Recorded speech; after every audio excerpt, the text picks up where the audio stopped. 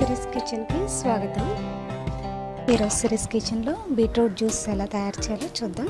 ఒక జ్యూసర్లో 1 cup beetroot ముక్కలు, 3 tea స్పూన్ల షుగర్, స్వీట్నెస్కి తగిన విధంగా యాడ్ చేసుకోండి. ఐస్ క్యూబ్స్ కొన్ని, 1 గ్లాస్ వాటర్ యాడ్ చేసి మిక్సీ చేసుకోండి.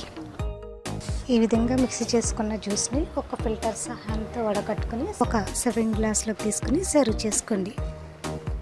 అంతే, బీట్రూట్ జ్యూస్ రెడీ. మరిన్ని వీడియోస్ కోసం సిరీస్ కిచెన్ని సబ్స్క్రైబ్ కాగలరు. ధన్యవాదములు.